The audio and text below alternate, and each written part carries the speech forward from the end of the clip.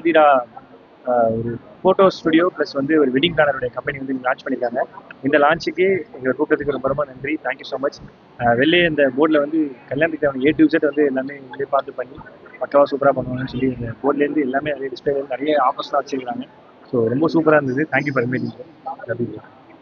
தேங்க்யூண்ணே. நன்றி. வேற அதானே ஃபோட்டோ நீங்க பாக்குறதுல நினைக்கிறேன். ரெகுலரா வந்துட்டு இருக்கேன். ஆனா முந்தானத்து தான் ஒருத்தர் ஆட்டோ வாங்கி கொடுத்தேன். ஆமா நீங்க பாக்குறதுல நினைக்கிறேன். ஐ திங்க் நீங்க பிஸி ஆயிட்டீங்கன்னு நினைக்கிறேன். ஐயோ அண்ணா அண்ணா அண்ணா நான் அடிச்சு பகிரங்கமா சத்தியம் கூட அடிக்கிறேன். அதுக்கான ஆள் கிடையாது. அவ்வளவு பெரிய ஆள் கிடையாது. ஐயோ அண்ணா நான் சத்தியம் வேணா அடிக்கிறேன். நம்ம வந்து அவ்வளவு பெரிய ஆள் இல்லை. அந்த அளவுக்கு அறிவும் கிடையாது. கடைசி வரைக்கும் நான் சம்பாதிக்கிறதுல ஏன்னா நான் இங்க நிக்கிறேன்னா அதுக்கு தமிழ் மக்கள் எனக்கு போட்ட பிச்சைனால தான் நான் இங்க நிக்கிறேன். மக்கள் இல்லைன்னா நான் இங்க இல்லை. கடைசி வரைக்கும் அவங்களுக்கு நன்றி உள்ள இருக்கு நினைக்கிறேன்.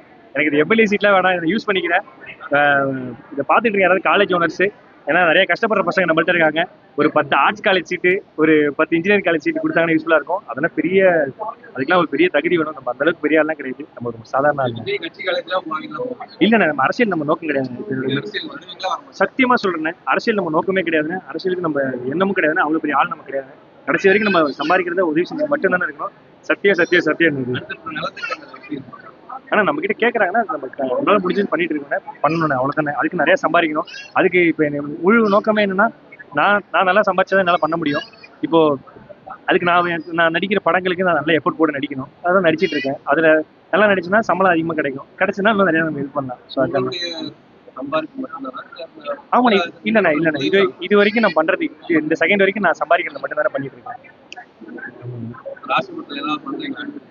பண்ணுனே கண்டிப்பா நான் பண்ணுனேன். எல்லாருக்கும் பண்ணுனேன். ஆசையா இல்லைண்ணே. நன்றி. அரசியல் பத்தி பேசுறதுக்கு எனக்கு அறிவு இல்லைண்ணே. அந்த தகுதி இல்லை. சாதாரண ஆள். இப்போ நீங்க ஆம்புலன்ஸ் தான் வழங்குறது வந்து பாத்தீங்கன்னா பாதி இது நடைமுறையில் இல்லாத மாதிரி இல்லைண்ணே. இப்போ உங்களுக்கு ஒரு ஆம்புலன்ஸ் வேணும்னு கேட்கறாங்க. அந்த ஊர்ல அடிப்படை வசதியே கிடையாது. இந்த மலை கிராமத்துல என்கிட்ட கேட்கறாங்க. ஒரு செகண்ட் ஹேண்ட் ஆம்புலன்ஸ் வாங்கி கொடுவேன்னு கேட்கறாங்க. அப்போ நான் என்கிட்ட எவ்வளவு காசு இருக்குதோ அதுக்கு நான் வாங்கி தர முடியும். அப்படிதான் செகண்ட் ஹேண்ட் ஆம்புலன்ஸ் வாங்கி கொடுக்கும்போது அதுக்கு எஃப்சில இருந்து எல்லாமே இருந்தது. அதுக்கப்புறம் அவங்க பராமரிச்சுனா அவங்க பண்ணிக்கணும். அதை பண்ணிக்கிறேன்னு சொன்னாங்க. ஸோ அப்படிதான் வாங்கி கொடுக்கப்பட்டது. நான் வாங்கி கொடுத்த எல்லா ஆம்புலன்ஸும் வாங்கி கொடுக்கும்போது எஃப்சி எல்லாமே வாங்கி கொடுத்தா கரெக்டாக தான் வாங்கி கொடுத்தோம். ஸோ அது அவங்க மக்களுக்கு தெரியும், எல்லாருக்குமே தெரியும். யார் என்ன வேணா சொல்லலாம். இதுக்கு என்ன இருக்குன்னு மக்களுக்கு தெரியும்.